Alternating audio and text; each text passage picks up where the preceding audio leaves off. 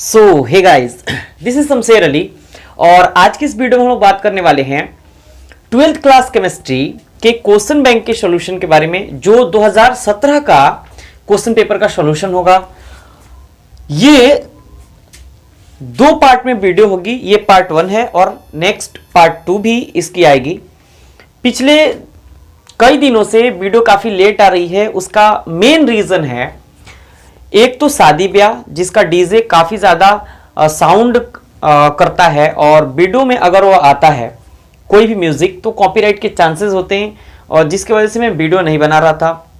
क्योंकि अगर वीडियो में एक दो भी, मतलब चैनल पे एक दो भी अगर कॉपीराइट आता है तो फिर चैनल को बहुत ज़्यादा मुश्किल का सामना करना पड़ता है, और साथ ही थोड़ी मेरी भी परेशानी बढ़ जाती है कि चैनल चला ना जाए।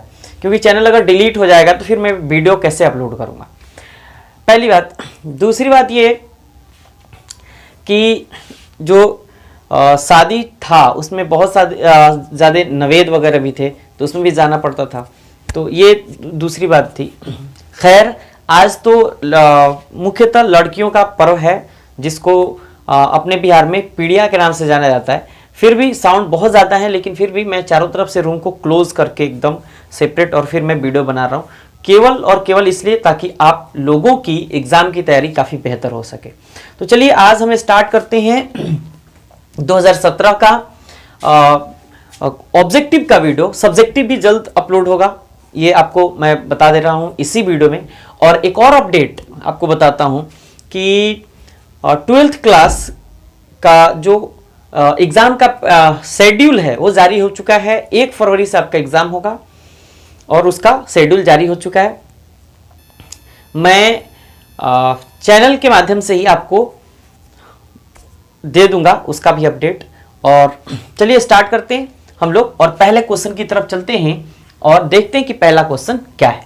तो पहला सवाल आपका जो काफी ज्यादा इंपॉर्टेंट है, और ये अगर क्वेश्चन पूछा जाता है तो 90% विद्यार्थी इसको बिल्कुल नहीं बना पाएंगे क्योंकि एक्सेप्शनल क्वेश्चन है।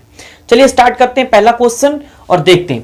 पहला क्वेश्चन है, निम्न में से कौन ऑक्साइड धातु की तरह विद्युतीय गुण दर्शाता है? यानी कि इसमें से पूछा जा रहा है इन चार ऑप्शंस में से कि कौन सा मेटालिक ऑक्साइड है जो इलेक्ट्रिकल प्रॉपर्टी शो करता है, मतलब विद्युतीय गुण प्रदर्शित करता है। तो देखिए, पहली बात, आपके पास चार ऑप्शन है। एक उपधातु का यानी मेटलवाइड का ऑक्साइड है, एक मेटल का ऑक्साइड है, एक नॉन मेटल का ऑक्साइड है और एक मेटल का ऑक्साइड है जो डी ब्लॉक एलिमेंट का मेटल है। ये एस ब्लॉक एलिमेंट का यानी एस ब्लॉक का मेटल है। अब देखिए, पहली बात ये कि कभी भी non metallic oxide, non metallic concept क्या कहता है, नॉन मेटालिक ऑक्साइड जो होते हैं कभी भी इलेक्ट्रिकल प्रॉपर्टी शो नहीं करते। पहली बात तो non metallic oxide electrical property show नहीं करते। तो देखिए सी ऑप्शन है SO2, इसका मतलब ये ऑप्शन गलत हो गया। एक बात क्लियर हो गई। दूसरी बात, जितने मेटलवाइड ऑक्साइड होते हैं, मेटलवाइड ऑक्साइड अगर टेम्परेचर काफी हाई हो, मतलब मेटलवाइड ऑक्साइड टेम्परेचर के हमेशा समानुपाती होते हैं, तो अगर टेम्परेचर हाई हो तो ही यह इलेक्ट्रिकल प्रॉपर्टी शो करेगा, यानी विद्युतीय गुण शो करेगा। रेयर ऑफ रेयर ये कंडीशन आता है। तो इसमें टेम्परेचर की तो कहीं बात ही नहीं हो रही है, इसका मतलब ये ऑप्शन भी गलत है। क्योंकि सिलिकॉन का ऑक्साइड, जिसको सिलिका या क्वार्ट्ज के नाम से भी जाना जाता है, ये कभी भी इलेक्ट्रिकल प्रॉपर्टी शो नहीं करता। टेम्परेचर हाई और हाई होने पर ही, बहुत ज्यादा हाई होने पर ही यह इलेक्ट्रिकल प्रॉपर्टी शो कर सकता है, मे बी। अब देखिए, उसके बाद बचा MgO यानी मैग्नीशियम ऑक्साइड। तो सुनिए, एस ब्लॉक के मेटालिक ऑक्साइड, एस ब्लॉक के मेटालिक ऑक्साइड इलेक्ट्रिकल प्रॉपर्टी कभी भी शो नहीं करते हैं। कॉन्सेप्ट एकदम दिमाग में रखिएगा, बहुत ज्यादा इंपॉर्टेंट है। ऐसे कॉन्सेप्ट आपको बिल्कुल नहीं मिलेंगे, ना तो आपको एनसीईआरटी में मिलेगा, ना ही कोई एडुकेटर आपको बताएगा, क्योंकि ये ना सेल्फ स्टडी है, खुद से स्टडी और माइंड का ज्यादा से ज्यादा इस्तेमाल किया गया है। एक क्वेश्चन को जब मैं बनाने बैठता हूं तो बहुत ज्यादा, लगभग 20 से 25 मिनट उसका सघन बिल्कुल अध्ययन करता हूं, फिर जाकर के क्वेश्चन आपको मैं बताता हूं। तो इसमें बहुत ज्यादा मेहनत है। और अगर आप वीडियो देख रहे हैं तो फिर वीडियो को पूरा देखें, नहीं तो फिर ना देखें। इससे बेहतर है कि ना देखें। अगर देखना है तो आपको पूरा देखना चाहिए मेरे हिसाब से, क्योंकि अगर आधा अधूरा वीडियो देखते हैं फिर आपको ज्यादा से ज्यादा प्रॉब्लम होगा। तो देखते हैं आगे क्या कहता है। तो इसका मतलब एस ब्लॉक का मेटालिक ऑक्साइड भी कभी भी इलेक्ट्रिकल प्रॉपर्टी शो नहीं करता, मेटल जरूर इलेक्ट्रिकल प्रॉपर्टी शो करता है। तो एस ब्लॉक का मेटालिक ऑक्साइड, देखिए मैग्नीशियम एस ब्लॉक एलिमेंट है, ग्रुप 2 का एलिमेंट है, और ये मैग्नीशियम ऑक्साइड कहलाता है। तो ये भी मेटालिक ऑक्साइड कभी भी शो नहीं करता है, तो नहीं करता है, इसका मतलब बी ऑप्शन भी गलत। बचा क्या भाई? CrO2 यानी क्रोमियम डाइऑक्साइड या क्रोमियम 2 ऑक्साइड। ये इलेक्ट्रिकल प्रॉपर्टी शो करेगा। क्यों करेगा? देखिए, क्रोमियम के पास वैकेंट डी ऑर्बिटल, कौन सा? वैकेंट डी ऑर्बिटल होता है, वैकेंट डी ऑर्बिटल होता है, और साथ ही डी ऑर्बिटल होने के कारण, क्या होने के कारण? डी ऑर्बिटल होने के कारण यह मेटालिक ऑक्साइड का निर्माण करता है। और डी ब्लॉक के metallic oxide electrical property show करते हैं। क्या करते हैं? इलेक्ट्रिकल प्रॉपर्टी शो करते हैं। क्या करते हैं जी? शो करते हैं। तो इसलिए हम कह सकते हैं कि क्रोमियम ऑक्साइड जो है ये इलेक्ट्रिकल प्रॉपर्टी यानी विद्युतीय गुण प्रदर्शित करेगा। बात क्लियर हुई? तो चौथा ऑप्शन यानी डी ऑप्शन आपका सही होगा। मार्कर हम चेंज करते हैं क्योंकि मार्कर अच्छा चल नहीं रहा है, और फिर हम दूसरे क्वेश्चन की तरफ बढ़ते हैं। जो लोग इंग्लिश मीडियम के हैं उनसे गुजारिश है कि आप क्या करें, क्वेश्चन बैंक को रख लें अपने पास, फिर क्वेश्चन को लिखें और फिर ये सॉल्यूशन देखें, काफी आसानी से आपको समझ में आएगा। अब टाइम उतना नहीं है कि मैं फिर से दोबारा आपको इंग्लिश मीडियम की, मतलब इंग्लिश मीडियम में क्वेश्चन लिखूं, फिर बहुत ज्यादा टाइम लगता है। अभी इसी को 2 पार्ट में बनाना पड़ेगा क्योंकि वीडियो बहुत ज्यादा लंबा हो जा रहा है, तो फिर पूरा कोई भी नहीं देख पा रहा है। तो चलिए हम लोग दूसरे क्वेश्चन की तरफ बढ़ते हैं, और आशा है कि बात समझ गए होंगे इंग्लिश मीडियम वाले। तो चलिए हम दूसरे क्वेश्चन की तरफ बढ़ते हैं। पहले क्वेश्चन को लिखिए, लिखना जरूरी है, पेन और कॉपी निकाल करके बैठिए वीडियो अगर देखना हो तो। चलिए दूसरे क्वेश्चन की तरफ बढ़ते हैं। अब देखिए दूसरा सवाल है आपका, कौन एमॉर्फस सॉलिड है, यानी निम्न में से कौन, क्वेश्चन ऐसे भी कर सकते हैं, निम्न में से कौन बेरवादार ठोस है, यानी कि amorphous solid, non crystalline solid की बात हो रही है। तो नॉन क्रिस्टलाइन या एमॉर्फस सॉलिड कैसे सॉलिड होते हैं? जिनके कॉन्स्टिट्यूएंट पार्टिकल शॉर्ट रेंज में अवेलेबल होता है, और अगर चेक किया जाए तो शॉर्ट रेंज के साथ साथ लो डेंसिटी वाला भी होता है। तो देखिए ऑप्शन में है ग्रेफाइट, तो ग्रेफाइट तो लॉन्ग रेंज कॉन्स्टिट्यूएंट पार्टिकल वाला एक सॉलिड है जो एक क्रिस्टलाइन सॉलिड कहलाता है। क्या कहलाता है? क्रिस्टलाइन सॉलिड यानी क्रिस्टलीय ठोस। दूसरी बात करते हैं क्वार्ट्ज ग्लास की, जिसको सिलिकॉन डाइऑक्साइड SiO2 कहते हैं। इसी को सिलिका के नाम से भी जाना जाता है, और ये एक शॉर्ट रेंज कॉन्स्टिट्यूएंट पार्टिकल वाला सॉलिड है, इसलिए इसको एमॉर्फस सॉलिड कहा जाता है। एमॉर्फस सॉलिड यानी कि बेरवादार ठोस या अक्रिस्टलीय ठोस कहा जाता है। और आपसे पूछा क्या जा रहा है? Amorphous solid, amorphous solid. Chrome alum constituent particle इसके लंबे होते हैं, यानी लॉन्ग रेंज वाले कॉन्स्टिट्यूएंट पार्टिकल वाले ये सॉलिड होते हैं। सिलिकॉन कार्बाइड, सिलिकॉन कार्बाइड और ये Chrome alum, K2SO4 Cr2 K2SO4 Cr2 SO4 thrice 24H2O, ये क्रोम एलम है। K2SO4 Cr2 SO4 thrice 24H2O। ये सब के सब ना, ये सब के सब क्रिस्टलाइन सॉलिड होते हैं, जबकि ये एमॉर्फस सॉलिड होता है, तो इसलिए बी ऑप्शन सही होगा। क्लियर है? और ये बहुत ज्यादा इंपॉर्टेंट है क्योंकि इससे क्वेश्चन पूछने के चांसेस बिल्कुल बने रहते हैं, और इसको नोट करिए अपने कॉपी में क्योंकि बहुत ज्यादा इंपॉर्टेंट है। तो चलिए अब हम लोग तीसरे क्वेश्चन की तरफ बढ़ते हैं। इसका सही आंसर क्या होगा? क्वार्ट्ज। ये 3 क्रिस्टलाइन सॉलिड है, जबकि ये क्वार्ट्ज ग्लास ये एमॉर्फस सॉलिड यानी अक्रिस्टलीय यानी कि बेरवादार ठोस है। तो चलिए आगे बढ़ते हैं और तीसरे क्वेश्चन को देखते हैं। तो चलिए अब हम लोग तीसरे सवाल को देखते हैं। तीसरा सवाल क्या कहता है, सबसे पहले उसको पढ़ते हैं और फिर आपको बताते हैं। कहता है कि निम्नलिखित जलीय घोल में यानी निम्नलिखित एक्वस सॉल्यूशन में किसका क्वथनांक यानी किसका बॉइलिंग पॉइंट अधिकतम होगा यानी मैक्सिमम होगा। दिए गए सॉल्यूशन में किसका बॉइलिंग पॉइंट सबसे ज्यादा होगा, यही आपसे पूछा जा रहा है।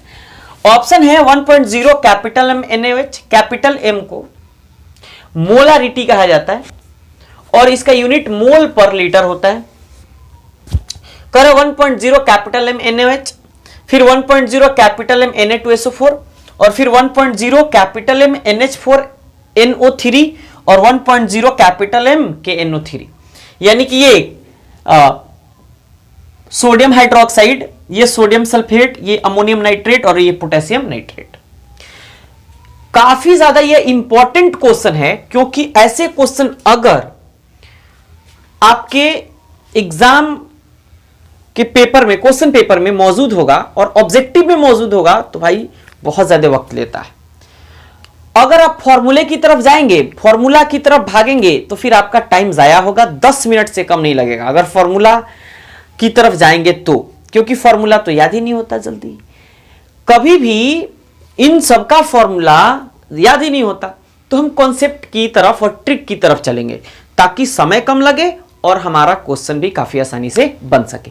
तो चलिए हम आपको कॉन्सेप्ट और ट्रिक बताते हैं और फिर उसकी सहायता से हम काफी आसानी से ये बता पाएंगे कि इनमें से किसका बॉइलिंग पॉइंट मैक्सिमम होगा। तो देखिए, बॉइलिंग पॉइंट हमेशा समानुपाती होता है यानी डायरेक्टली प्रोपोर्शनल होता है किसके? मैक्सिमम आयंस के। मैक्सिमम आयंस के। जिस कंपाउंड के पास मैक्सिमम आयन होगा,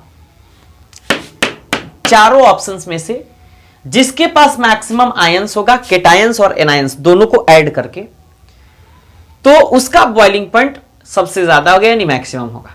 चलिए देखते हैं इन एक एक करके इन सबको। सबसे पहले है NaOH। NaOH का एक्वस सॉल्यूशन, क्योंकि जलीय घोल की बात हो रही है तो एक्वस सॉल्यूशन लेते हैं। जैसे एक्वस सॉल्यूशन लेंगे और इलेक्ट्रिक चार्ज देंगे तो इलेक्ट्रिक चार्ज देने के बाद ये Na+ और OH- के फॉर्म में टूटेगा। टोटल आयंस जरा चेक करिए कितने हो गए। Na+ यानी एक केटायन एक एनायन, टोटल आयन कितने हो गए? 2। दिख रहा है या नहीं दिख रहा है? चेक करते हैं। बिल्कुल दिख रहा है। टोटल आयन कितने हो गए? 2। अब देखिए दूसरे को देखते हैं। यह है Na2SO4 यानी सोडियम सल्फेट। इसका भी एक्वस सॉल्यूशन लेते हैं, इलेक्ट्रिक चार्ज देते हैं और जैसे इलेक्ट्रिक चार्ज देंगे तो ये देखिए, ये सोडियम Na+ और फिर SO4 2- के फॉर्म में टूटता है। बैलेंस करें अगर तो सोडियम के 2 एटम, यहां 2 आयंस। क्लियर? टोटल अगर चार्ज की बात करें तो सोडियम का 1 चार्ज, लेकिन एटम कितना है, आयन कितना है? 2। सोडियम कितना? 2 आयन है सोडियम का, तो ये 2 और इधर 2, टोटल कितने हो गए 4 आयन, कितने हो गए 4। देखिए जरा, सोडियम के ऊपर 1 और 2 आयन है, तो 2 का कितना हो गया 2, और SO4 के ऊपर 2 नेगेटिव चार्ज है, 2 और 2 कितने हो गए 4। देखिए NH4 NO3 यानी कि अमोनियम नाइट्रेट NH4 NO3, ये है एक्वस सॉल्यूशन। फिर इलेक्ट्रिक चार्ज देंगे, फिर NH4 पॉजिटिव और NO3 माइनस के रूप में ये टूटता है। जैसे टूटता है तो रिएक्शन को थोड़ा बैलेंस करते, चेक करते, बैलेंस है। टोटल आयन कितने हो गए, देखिए NH4 प्लस यानी अमोनियम रेडिकल के ऊपर 1 पॉजिटिव और नाइट्रेट रेडिकल के ऊपर 1 नेगेटिव, टोटल कितने हो गए 2, तो हमारा टोटल आयन हो गया 2। आगे बढ़ते हैं, KNO3, ये है KNO3 का एक्वस सॉल्यूशन लेंगे, इलेक्ट्रिक चार्ज देंगे, सबसे पहले K प्लस के फॉर्म में टूटेगा और उसके बाद NO3 माइनस के फॉर्म में टूटेगा, K positive NO3 negative. Total ion कितने हो गए चेक करिएगा जरा, 1 और 1 2, तो टोटल आयन हो गए 2। हमारी बात हो रही थी कि जिसके पास मैक्सिमम आयंस होंगे उसी का बॉइलिंग पॉइंट मैक्सिमम होगा, और जिसके पास मिनिमम आयंस होंगे उसका बॉइलिंग पॉइंट मिनिमम होगा। तो किसके पास मैक्सिमम आयन है भाई, चेक करिए। ये NaOH के पास 2 आयन, Na2SO4 के पास 4 आयन, NH4NO3 के पास 2 आयन, और फिर KNO3 के पास 2 आयन। तो ये ऑप्शन गलत क्योंकि 2 आयन है, ये ऑप्शन गलत क्योंकि 2 आयन है, ये ऑप्शन गलत क्योंकि 2 आयन है। मैक्सिमम आयन किसके पास है, सोडियम सल्फेट के पास, इसलिए Na2SO4 का बॉइलिंग पॉइंट मैक्सिमम होगा। तो ये बी ऑप्शन आपका सही होगा। ये है कॉन्सेप्ट, ये तगड़ा कॉन्सेप्ट है और किलर कॉन्सेप्ट है, इसी से क्वेश्चन आप बना पाएंगे। अन्यथा अगर आप फॉर्मूला के पीछे भागेंगे फिर भाई साहब आप फंसेंगे। इसलिए आप इनको लिखिए और 2-4 व्हाट्सएप ग्रुप में भी शेयर करिए ताकि पता चल सके कि आप एकदम किलर कॉन्सेप्ट पढ़ रहे हैं। तो चलिए इनको नोट डाउन जरूर करिएगा और फिर हम अगले क्वेश्चन की तरफ बढ़ते हैं। याद रखिएगा, अगर बॉइलिंग पॉइंट मैक्सिमम होगा तो हमेशा उस स्पीसीज के पास आयन या कंपाउंड के पास मैक्सिमम आयन होगा। मैक्सिमम आयन होगा इसका मतलब बॉइलिंग पॉइंट मैक्सिमम होगा। Ion maximum, boiling point maximum, ion minimum, boiling point minimum. बात क्लियर हो गई। चलिए आगे बढ़ते हैं और चौथे क्वेश्चन की तरफ बढ़ते हैं। इनको लिख लीजिए। चलिए अगले क्वेश्चन की तरफ बढ़ते हैं, देखते हैं अगला क्वेश्चन क्या है। देखिए अगला क्वेश्चन है, एक सॉल्यूशन जिसका ऑस्मोटिक प्रेशर को पाई से डिनोट किया जाता है, कैपिटल पाई से।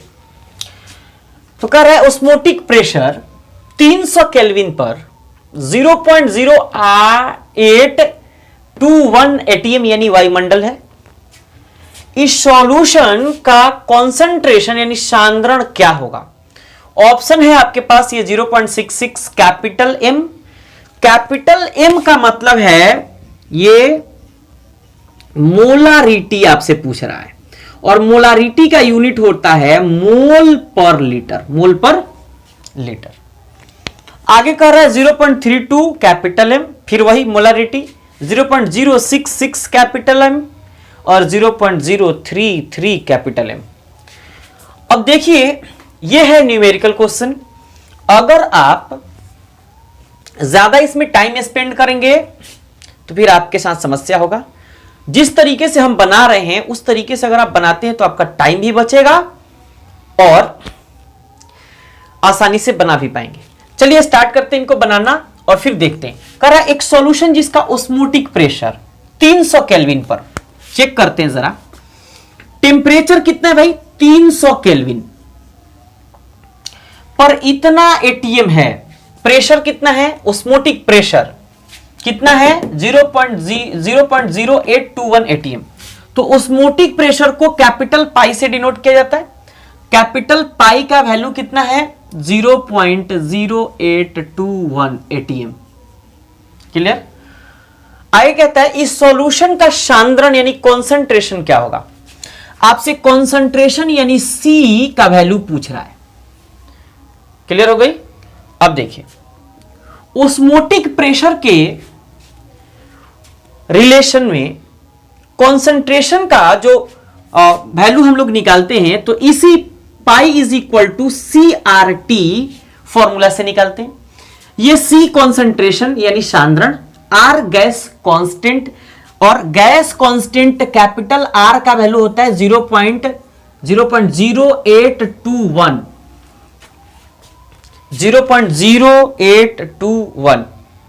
क्लियर। अब देखिए सी और ऑस्मोटिक प्रेशर का वैल्यू कितना है pi is equal to C R T, और आपसे क्या पूछ रहा है सी का वैल्यू पूछ रहा है। तो यहां से सी अगर आप निकाल लेंगे तो C is equal to pi upon R T formula हो जाएगा, और सी यानी कि कॉन्सेंट्रेशन यानी सांद्रण।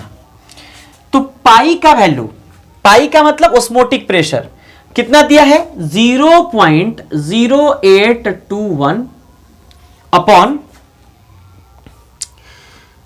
आर यानी कैपिटल आर गैस कांस्टेंट जिसको कहते हैं ये 0.0821, और फिर टी यानी टेम्परेचर, टेम्परेचर कितना है 300 केल्विन। ये हो गया आपका 300 केल्विन। अब जरा चेक करिए 0.0821 से 0.0821 कैंसिल हो जाएगा, तो ये इससे कैंसिल हो गया, बचा कितना ऊपर 1। तो आपका वैल्यू हो गया C इज इक्वल टू 1/300। अब जरा चेक करिए 1/300 C इज इक्वल टू 1/300 को अगर हम ऐसे लिखें तो वैल्यू कितना लिखा जा सकता है 1/3 को 0.33 लिखा जा सकता है, और इंटू 1/100 इसको लिखा जा सकता है। बात समझ रहे हैं आप। 1/3 चलिए एक काम करते थोड़ा सा और तोड़ देते हैं इनको। C इज इक्वल टू 1/3 गुणे फिर 100 कर देते। देखिए 100 में 3 से गुणा करेंगे फिर 300 आ जाएगा, एक ऊपर है ही। अब C इज इक्वल टू 1 तो 1। अच्छा एक काम करते हैं, एक और काम करते हैं, 1/3 को भाग कर देते हैं तो 0.33 आ जाएगा। भाग करके चेक कर लीजिए 0.33 आ जाएगा। और ये 100 जो है इस 100 को 10 का पावर कितना लिख सकते हैं 10 का पावर 2 लिख सकते हैं।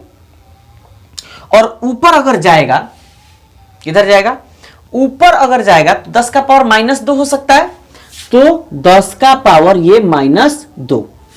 अच्छा बराबर अगर चेक करें तो 0.33 इंटू 10⁻², क्योंकि 1/10 का पावर 2 अगर हो रहा है तो ऊपर जाएगा तो कितना हो जाएगा 10 का power -2।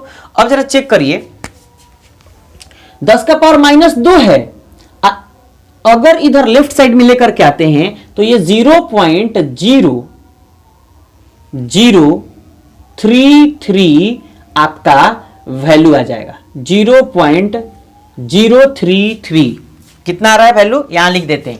C is equal to value कितना आ रहा है 0.0033। ये इतना कॉन्सेंट्रेशन मतलब कॉन्सेंट्रेशन किस में पूछ रहा है मोलारिटी में यानी मोल पर लीटर में। तो कैपिटल M इतना वैल्यू आ रहा है। चेक करते हैं option 0.66 capital M, 0.32 capital M यानी मोलारिटी, और 0.066 कैपिटल M और 0.033 कैपिटल M। देखिए ऑप्शन ही यहां मिसिंग है। इसलिए बिहार बोर्ड के जितने शिक्षक हैं और कोर कमेटी है उनसे मेरी खास गुजारिश है कि आप लोग भी अगर भुला भटक के आ गए होंगे तो आप लोगों से रिक्वेस्ट है कि क्वेश्चन पेपर अगर आप बनवाएं तो फिर से एक बार उसको रीचेक कर लें, और जो बंदा यानी जो टीचर जो एडुकेटर क्वेश्चन पेपर सेट कर रहे हैं उनको न दें आप चेक करने के लिए, किसी दूसरे टीचर को दें, जिससे दूसरे टीचर काफी गहनता से सघनता से उस क्वेश्चन पेपर को चेक करेंगे, जिसमें एक भी फॉल्ट न हो। वही पेपर आप दे प्रिंटर को तो काफी बेहतर होगा और बदनामी से हम लोग बचेंगे, क्योंकि बिहार बोर्ड ऐसे ही बदनाम है। बात क्लियर हो गई। तो चलिए यहां ऑप्शन में होना चाहिए था 0.0 ऑप्शन में 0. लिखते हैं, देखते हैं 0.003 कैपिटल एम, तो इसलिए डी ऑप्शन आपका सही होगा। क्वेश्चन आप खुद से भी सुधार लीजिएगा। बात क्लियर हो गई? तो चलिए आप ऐसे अगर कॉन्सेप्चुअली मतलब पूरा फॉर्मुलेटिक जाते एकदम लिख लिख के तो कितना बहुत ज्यादा समय लगता। हम तो एकदम बात को समझा समझा के चल रहे हैं तो समय लग रहा है, नहीं तो अगर केवल आप C is equal to pi upon R T रखिएगा, वैल्यू रखिएगा इसका जितना दिया है 0.0821 और आर गैस कांस्टेंट होता है, इसका वैल्यू 0.0821 होता है, टेम्परेचर 300 दिया है, कटाइएगा फटाफट आ जाएगा। ऐसे भी कर सकते हैं लेकिन हमको समझाना भी है इसलिए हम थोड़ा सा स्लो भी चल रहे हैं। तो चलिए आप इनको लिखिए। हमने क्या किया है, टेम्परेचर 300 केल्विन, ओस्मोटिक प्रेशर यानी कि प्रासरण दाब इतना दिया है। हमने प्रासरण दाब को पाई से डिनोट करते, कैपिटल पाई से, इसको हमने यहां लिख दिया। कंसंट्रेशन यानी सांद्रण आपसे पूछ रहा है, हमने C इज इक्वल टू 8 लिखा था। R एक गैस कांस्टेंट होता है, जब हमने फॉर्मूला लिखा तो R का वैल्यू यहां लिखा 0.0821। C is equal to pi upon R T, ये फॉर्मूला है, वैल्यू रखा हमने, कटाया और आया कितना 0.0033 कैपिटल M यानी कि मोलारिटी यानी मोल पर लीटर। चलिए आप इनको लिखिए और पांचवें क्वेश्चन की तरफ बढ़ते हैं। चलिए 5 नंबर देखते हैं। कह रहा HCl यानी हाइड्रोक्लोरिक एसिड एवं H2O के स्थिर क्वाथी मिश्रण में होगा, क्या होगा भाई?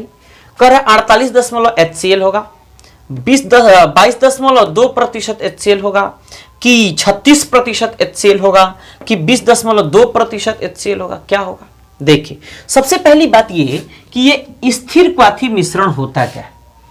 देखिए स्थिर क्वाथी मिश्रण वैसे मिश्रण होते हैं जो एक नॉन आइडियल सॉल्यूशन होते हैं, मतलब एक अनादर्श विलयन होते हैं, अनादर्श विलयन, इसको अंग्रेजी में कहते हैं non ideal solution, non ideal solution. ये कभी भी राउल्ट लॉ को फॉलो नहीं करते हैं, राउल्ट लॉ को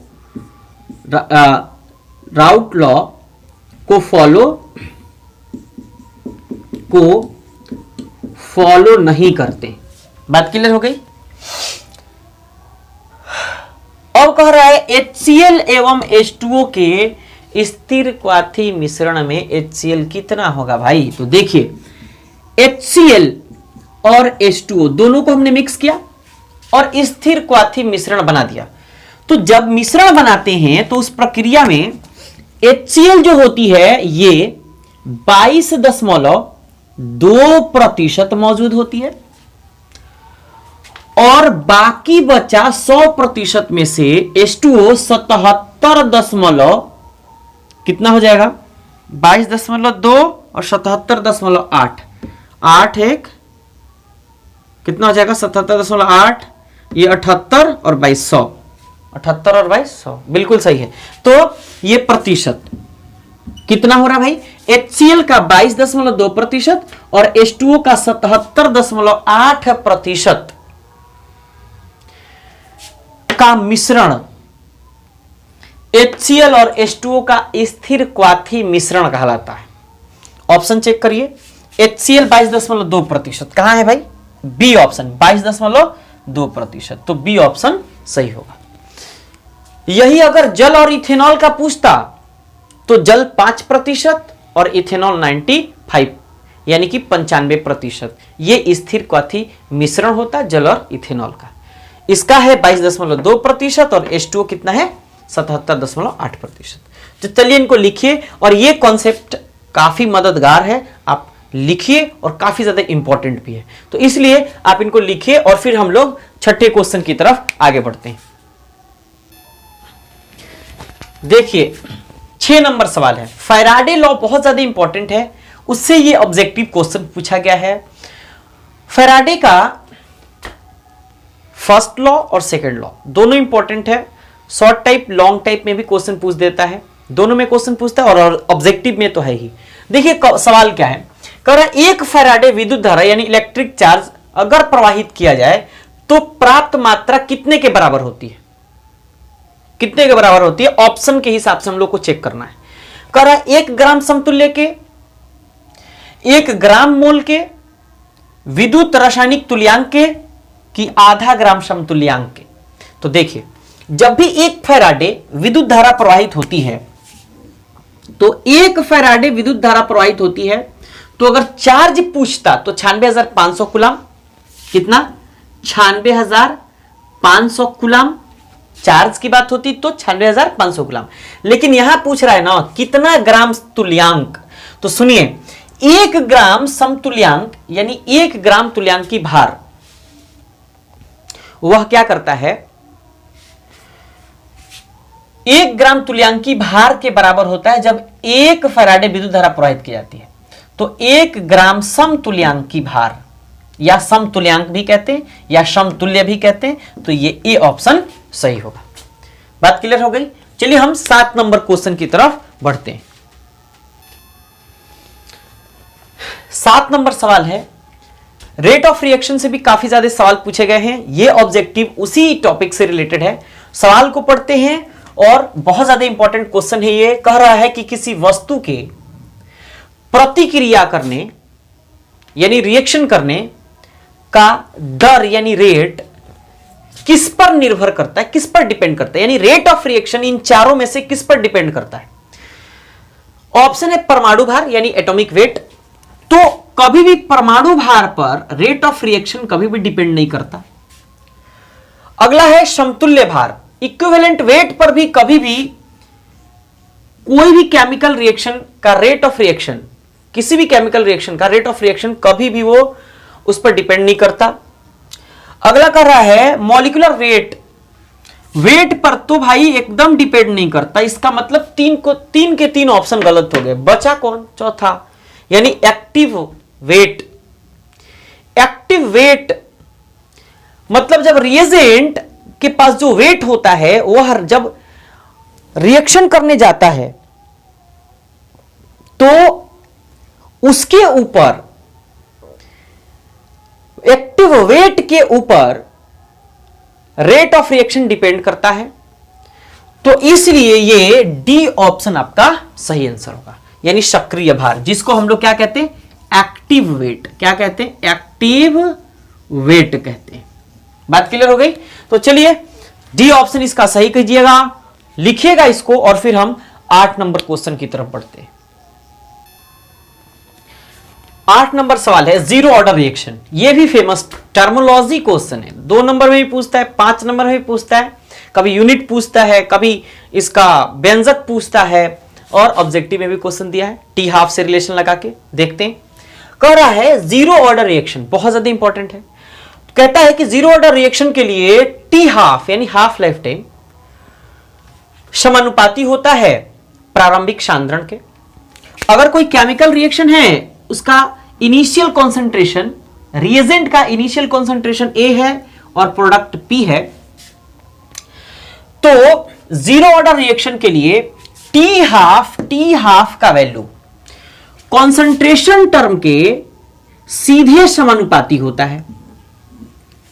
क्या होता है, कॉन्सेंट्रेशन टर्म के इनिशियल कॉन्सेंट्रेशन यानी कि प्रारंभिक सांद्रण के सीधा समानुपाती होता है। सीधा समानुपाती मतलब डायरेक्टली प्रोपोर्शनल होता है। तो टी हाफ समानुपाती होता है ए के। तो इसका मतलब ऑप्शन चेक करते हैं, टी हाफ समानुपाती होता है ए के। पहला ही ऑप्शन इसका सही है। बात क्लियर हो गई। तो चलिए जीरो ऑर्डर रिएक्शन के लिए प्रारंभिक सांद्रण, zero order reaction T half के लिए प्रारंभिक सांद्रण के सीधा समानुपाती होता है, तो इसलिए यह ऑप्शन सही होगा। चलिए आप इसको लिख लीजिए और फिर 9 नंबर क्वेश्चन की तरफ बढ़ते हैं, क्योंकि वीडियो लंबा होता जा रहा है और फिर हम लोगों को थोड़ा और भी क्वेश्चन देखना है। 9 नंबर सवाल है उत्प्रेरक एक वस्तु है। देखिए उत्प्रेरक भी बहुत ज्यादा इंपॉर्टेंट टॉपिक है, इससे भी सवाल पूछे जा चुके हैं, कई बार पूछे जा चुके, इसलिए इसको एकदम इंपॉर्टेंट लगाइएगा। और देखते हैं कि ये टोटल क्वेश्चन कह क्या रहा है। कह रहा है उत्प्रेरक एक वस्तु है जो उत्पाद के साम्यावस्था सांद्रण को बढ़ा देता है। तो याद रखिएगा, कभी भी कैटलिस्ट किसी भी इक्विलिब्रियम कॉन्सेंट्रेशन को बढ़ाने का काम नहीं करता है, मतलब ऑप्शन ए गलत है। बात क्लियर हो गई? बढ़ाने का काम नहीं करता, जबकि वो टाइम को कम करता है। कम टाइम में क्या करता है? साम्य अवस्था को स्थापित कर देता है, रिएक्शन के रेट को कम ही समय में बढ़ा देता है। अब देखिए कह रहे हैं रिएक्शन के साम्य अवस्था स्थिरांक को परिवर्तित कर देता है। रिएक्शन के साम्य अवस्था स्थिरांक को कभी भी परिवर्तित कर देता है, जबकि कभी भी परिवर्तन नहीं होता। स्थिरांक को तो भाई कभी भी परिवर्तन ही नहीं करता।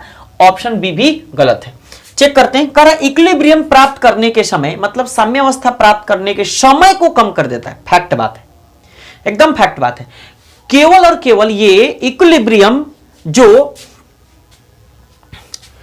रिएक्शन का जो इक्विलिब्रियम है वो कम टाइम में ही उसको स्थापित कर देता है, मतलब रिएक्शन के रेट को ही कम कर देता है और कंप्लीट भी करा देता है रिएक्शन को। तो इसलिए कह रहा है इक्विलिब्रियम प्राप्त करने के समय को कम कर देता है। ये बात बिल्कुल सही है। जरा चेक कर लेते हैं इसको भी। रिएक्शन में एनर्जी प्रोवाइड करता है, ये तो भाई बिल्कुल गलत है। मतलब सी ऑप्शन सही है। कभी भी उत्प्रेरक यानी कैटलिस्ट किसी भी केमिकल रिएक्शन के इक्विलिब्रियम प्राप्त करने के समय को कम कर देता है, टाइम पीरियड को घटा देता है।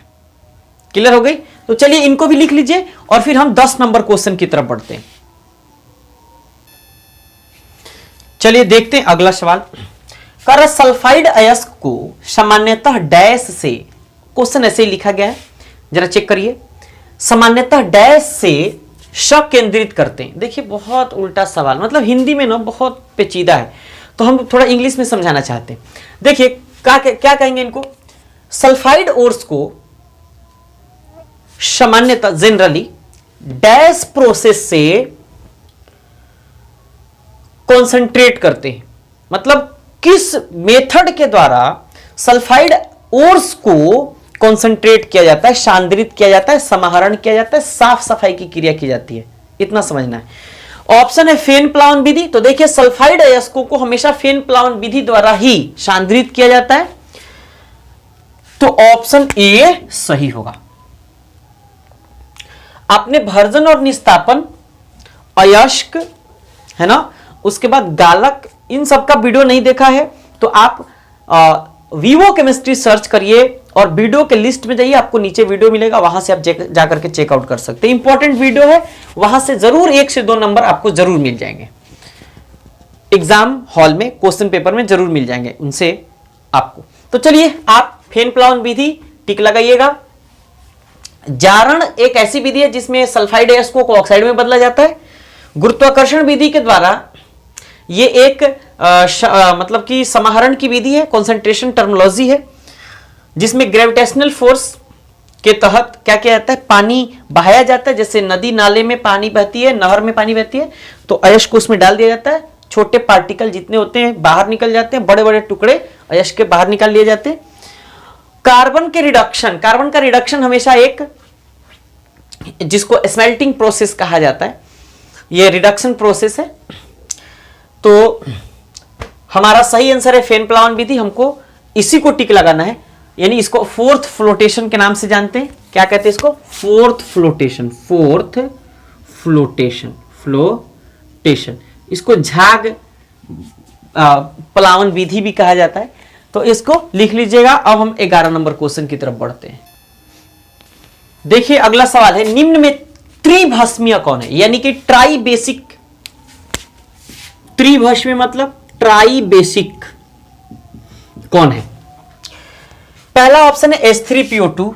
देखिए ऐसे सवाल बहुत फेमस हैं, 2009 में भी ऐसे आपको क्वेश्चन मिला होगा, 11 में भी क्वेश्चन मिला होगा, तो बहुत ज्यादा इंपॉर्टेंट क्वेश्चन है, इसलिए इनको फिर से एक बार सॉल्यूशन के तहत ही बनाना पड़ेगा, क्योंकि पता नहीं चलता कि ऐसे ये कौन सा कंपाउंड किस बेसिक नेचर का होगा, मतलब मोनो बेसिक होगा कि डाई बेसिक होगा कि ट्राई बेसिक होगा, है ना। तो चलिए आगे बढ़ते हैं और फिर हम लोग एक एक करके क्वेश्चन को बनाते हैं। सबसे पहला H3PO2 कह रहा है, H3PO2 चेक करते हैं।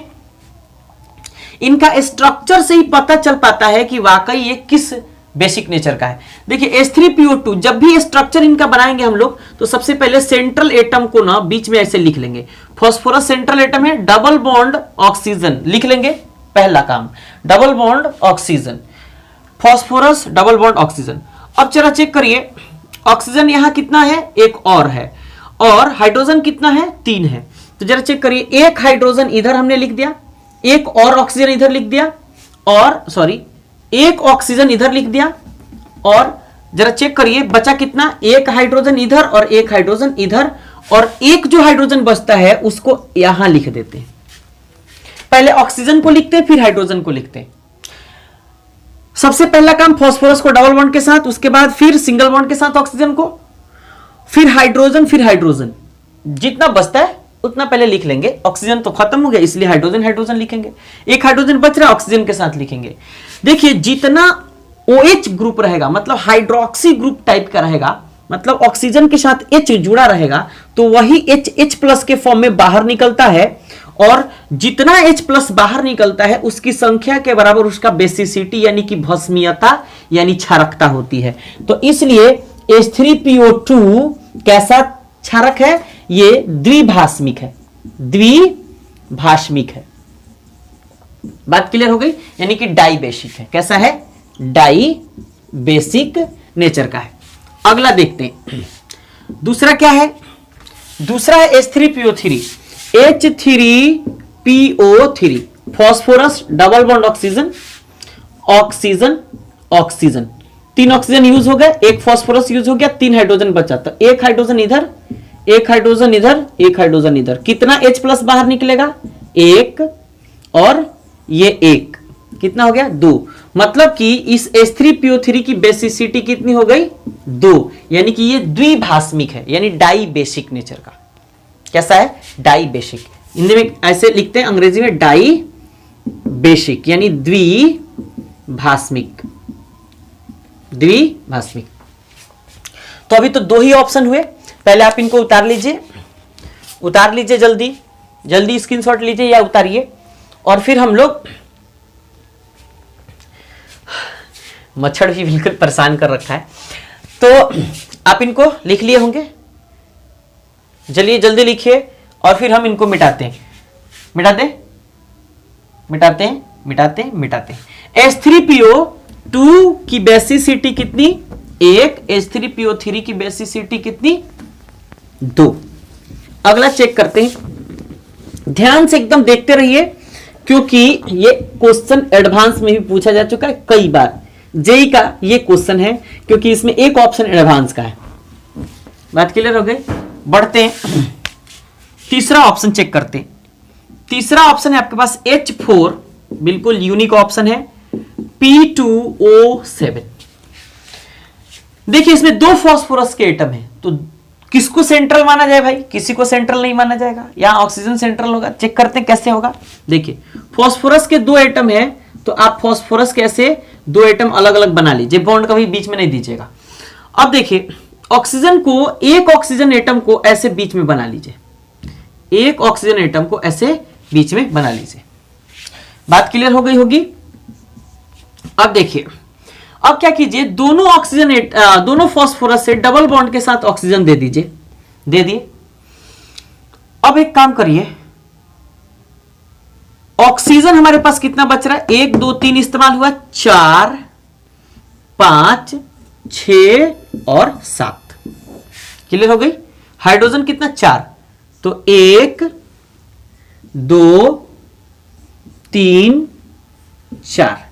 अब देखिए कितना H प्लस बाहर निकलेगा, 1, ये 2, ये 3 और ये 4 H प्लस बाहर निकला। इसका मतलब H4P2O7 का बेसिसिटी जो है, बेसिसिटी यानी भस्मीयता कितना है, 4 है। बात क्लियर हो गई। एडवांस क्वेश्चन है, आप इसको बना लीजिएगा, उतार लीजिए, पहले इनको उतार लीजिए। कैसे बनाया गया है बिल्कुल देखिएगा अच्छे से, क्योंकि बहुत ज्यादा इंपॉर्टेंट है, इसलिए लिखिएगा भी। तो इनको मिटाएं, इनको मिटाते हैं, चेक करते हैं, और H3PO4 को बनाते हैं। तो एक का तो 1 था, दूसरे का 2 था, तीसरे का 4 आ गया। आपसे 3 पूछ रहे यानी ट्राई पूछ रहे 3, इसका मतलब H3PO4 ही होगा। फिर जरा उनको भी बना लेते, फिर तसल्ली होगी सबको। मिटाते हैं। चलिए इनको भी मिटाते हैं और फिर उनको बना करके और फिर आपको बताते हैं कि उसका बेसिसिटी कितना होगा।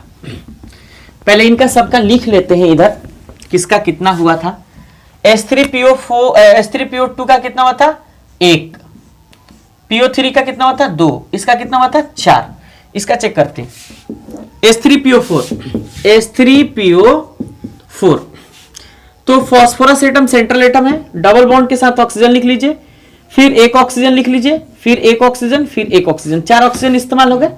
हाइड्रोजन कितना है 3, 1 1 1 हो गया इस्तेमाल। चेक करिए जरा, डबल बॉन्ड के साथ ऑक्सीजन को लिखिएगा फॉस्फोरस के साथ, फिर जो बचेगा ऑक्सीजन उसको सिंगल बॉन्ड के साथ, और जो हाइड्रोजन बचेगा उसको ऑक्सीजन के साथ सिंगल बॉन्ड के साथ लिखेगा। यही H+ आयन के फॉर्म में डोनेट करेगा। तो कितना डोनेट कर रहा है भाई देखिए, एक ये और एक ये एक ये, कितना डोनेट किया 1 2 3, मतलब ट्राइबेसिक। कैसा है ट्राइबेसिक, ये है ट्राइबेसिक यानी त्रिभाषमीय, त्रिक्षारकता, 3 क्षारकीय, पता नहीं हिंदी में क्या क्या कहता है, ट्राइबेसिक इसको कहेंगे। तो ये डी ऑप्शन इसका सही आंसर होगा। अभी 11 नंबर क्वेश्चन हुआ। देखिए एक एक क्वेश्चन का अगर इस तरीके से सॉल्यूशन होगा तो समय तो भाई लगेगा, लेकिन अगर आप चाहते हैं कि अच्छा से अच्छा आपको क्वालिटी वाली वीडियो मिले, हर क्वेश्चन को अच्छे से डिफाइन किया जाए, सॉल्यूशन उसका दिया जाए, तो भाई समय लगेगा। वीडियो में बने रहिए, अंत तक देखिए, इससे आपको ही बेनिफिट होगा। आगे बढ़ते हैं और 12 नंबर क्वेश्चन की तरफ बढ़ते हैं। देखिए अगला सवाल है, व्हाइट फास्फोरस में इनमें से क्या सही नहीं है। व्हाइट फास्फोरस यानी P4, तो स्ट्रक्चर तो बनाना पड़ेगा। देखिए स्ट्रक्चर इधर बनाते हैं, ये हो गया आपका एक फास्फोरस, ये दूसरा फास्फोरस एटम। इनको थोड़ा इधर बनाते हैं, जगह थोड़ा कम हो जाएगा, इधर बनाते हैं। देखिए एक फास्फोरस, दूसरा फास्फोरस, तीसरा फास्फोरस और ये चौथा फास्फोरस।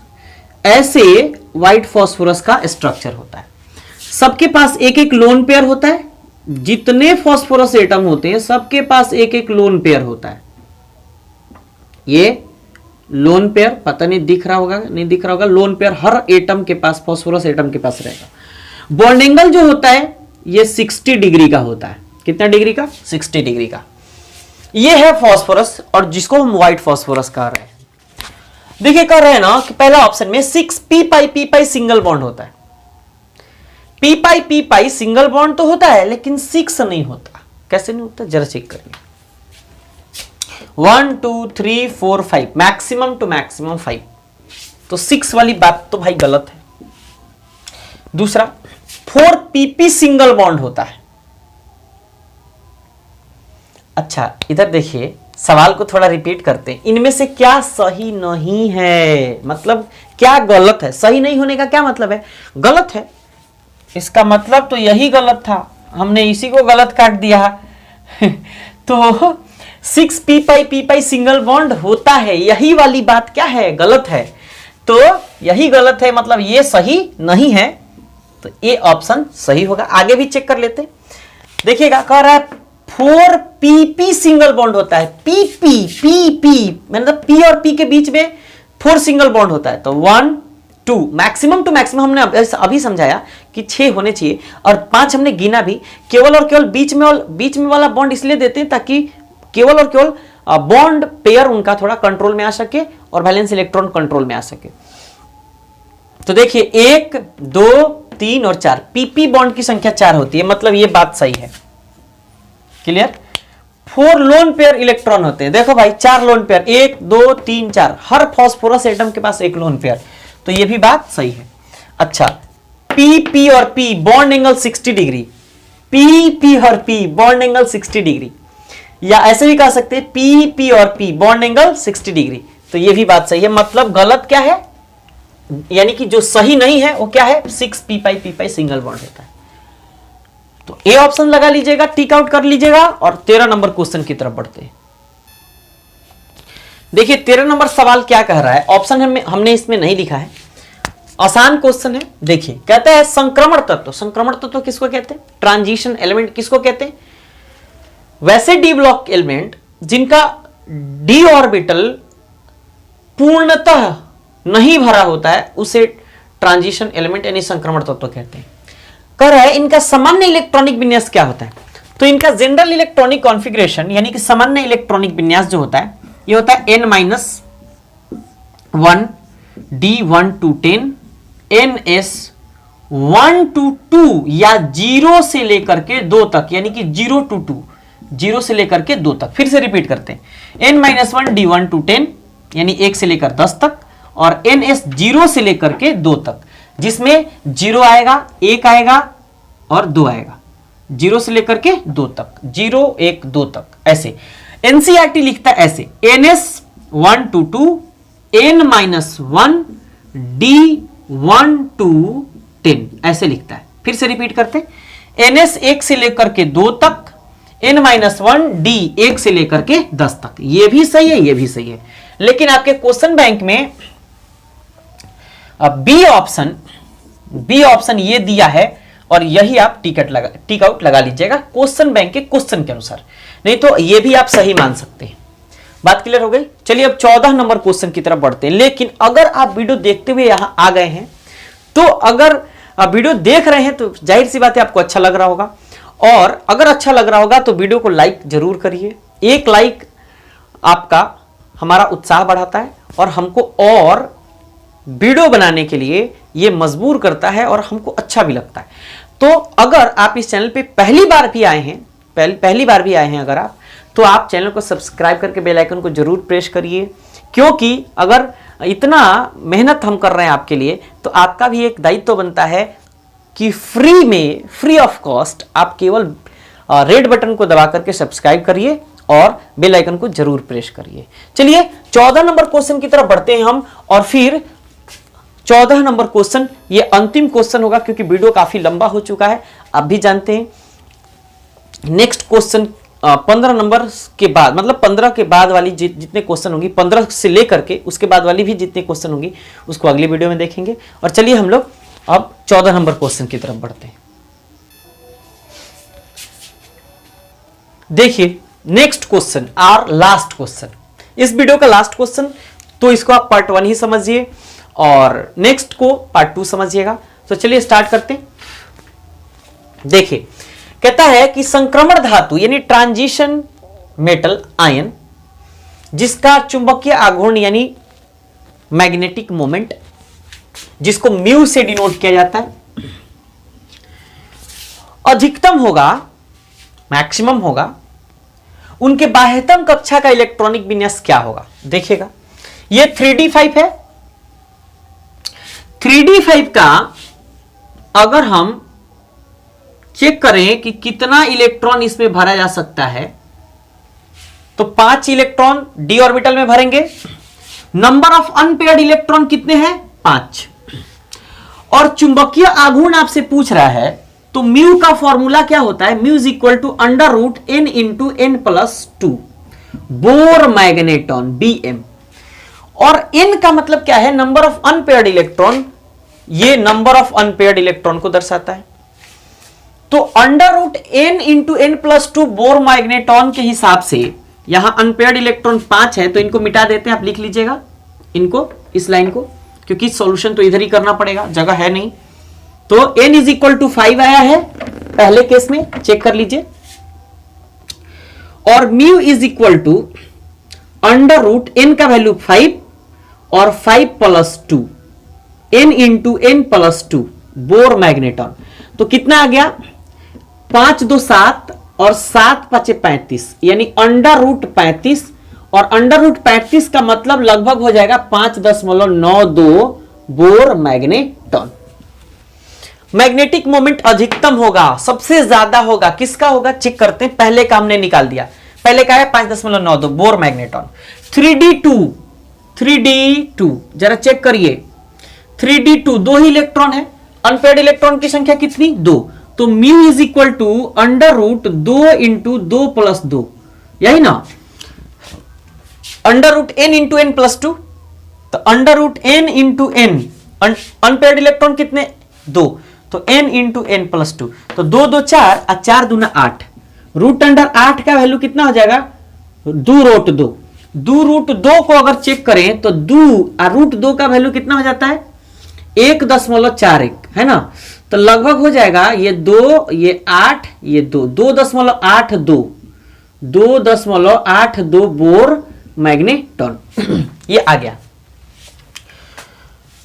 3d7 में चेक करते हैं, 3d7 में अगर चेक करें तो कितना हो जाएगा 1 2 3 4 5 1 2 3 4 5, ठीक है 1 2 3 4 5 6 7 अनपेयर्ड इलेक्ट्रॉन 1 2 3, तो म्यू इज इक्वल टू क्या कहेंगे 3 इंटू 3 प्लस 2, मतलब 3 2 5 5 3 15, अंडर रूट 15 बराबर लगभग 3.92 आता है, क्योंकि रूट अंडर 16 बराबर कितना होगा, ये रूट अंडर 15 है तो 16 बराबर 4, 15 बराबर 3.92 समथिंग आएगा, ये बोर मैग्नेटॉन।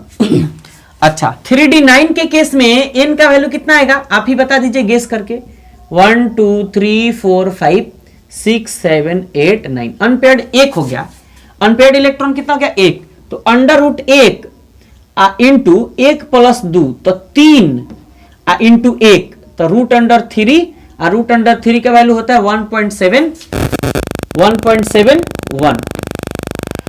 बोर मैग्नेटॉन, 1.73 होता है लगभग, चेक कर लीजिएगा आप।